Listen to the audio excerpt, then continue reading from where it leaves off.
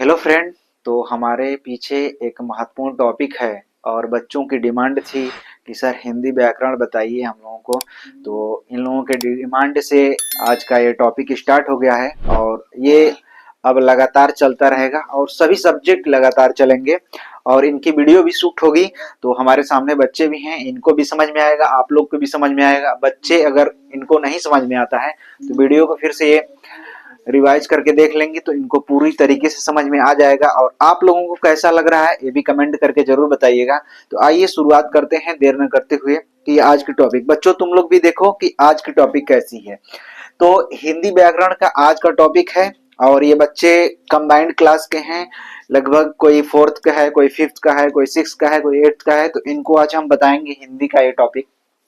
तो किसी भी भाषा के सबसे पहले हम समझते हैं कि वर्णमाला क्या होता है। वर्णमाला क्या होता है तो हम समझते हैं कि किसी भी भाषा के सभी वर्णों का, किसको, किसी भी भाषा के, कोई भी भाषा हो, क्या है, कोई भी भाषा हो और सभी वर्णों के अक्षरों, वर्णों या अक्षरों के व्यवस्थित क्रम को, जो व्यवस्थित क्रम को ही क्या कहते हैं, वर्णमाला। जैसे किसी माला में हम वर्णों को समझ लो कि पिरोए हैं, यानी कि उसको एक दूसरे को क्या किए हैं, पिरोए हैं। पिरोए का मतलब तुम लोग समझ रहे हो ना कि पिरोए हैं। तो किसी भी भाषा को हम अगर वर्णमाला के हिसाब से एकदम क्रमबद्ध करेंगे, एकदम व्यवस्थित करेंगे तो उसको हम क्या कहेंगे, वर्णमाला। क्या कहेंगे, वर्णमाला। तो ज्यादातर हमारा ध्यान कैमरे की तरफ रहेगा, तो तुम लोग थोड़ा सा हमसे आई कांटेक्ट करने की कोशिश करना। तुम लोगों की तरफ भी देखेंगे लेकिन थोड़ा सा हम कैमरे की तरफ भी देखेंगे, ठीक ना। तो इधर देखना कि जैसे में क्या क्या शब्द आ जाते हैं। तो जैसे में अ हो गया, आ हो गया, ई हो गई, ई हो गई, ये शब्द ऐसे, ये वर्ड ऐसे हैं कि ये इनको हम वर्णमाला कहते हैं। क्या कहते हैं, वर्णमाला। लेकिन वर्णमाला से पहले ध्यान से देखो थोड़ा सा इधर, वर्णमाला से पहले जो एक होता है वर्ण। क्या होता है, वर्ण। तो वर्ण को हम समझते हैं कि वर्ण क्या होता है। तो भाषा की सबसे छोटी इकाई होती है, भाषा की सबसे छोटी इकाई होती है। क्या होती है, सबसे छोटी इकाई होती है और जिनके टुकड़े नहीं किए जा सकते हैं, इनके टुकड़े नहीं किए जा सकते हैं और ये भाषा की ध्वनिया का प्रतिनिधित्व करते हैं। जब भाषा बोले जाते हैं, भाषा से हम ध्वनि से ही भाषा बोलते हैं ना, तो इनके हम टुकड़े नहीं कर सकते हैं, इनके टुकड़े हम नहीं कर सकते हैं। तो बता दें आपको वर्णमाला का अर्थ, सबसे पहले हम समझते हैं कि वर्णमाला का अर्थ क्या होता है। जो ऊपर अभी हम बताए हैं कि वर्णमाला माला या अक्षरों का समूह, इसका मतलब क्या होता है, माला या अक्षरों का समूह।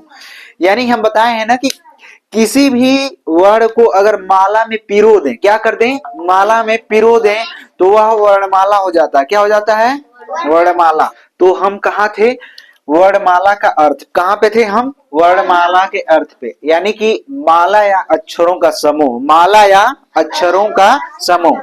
ठीक है।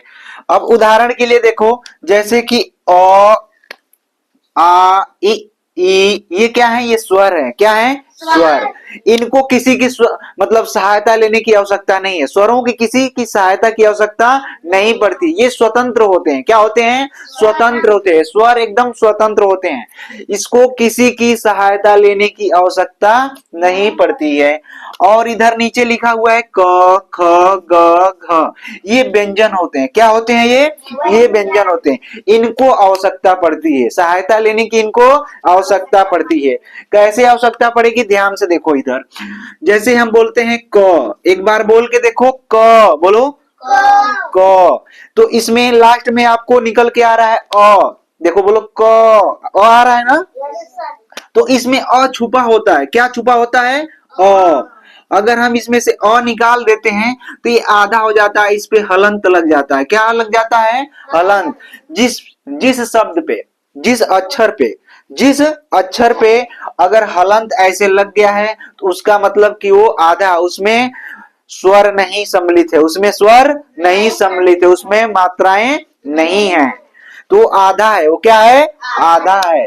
तो व्यंजन को स्वर की सहायता की आवश्यकताएं होती हैं। क्या होती हैं, व्यंजन को स्वर की आवश्यकता होती है। ठीक, ये इनके बिना अधूरे होते हैं, इनके बिना क्या होते हैं, ये अधूरे होते हैं। इसलिए व्यंजन को स्वर की सहायता होती है। समझ में आ गई की बात नहीं?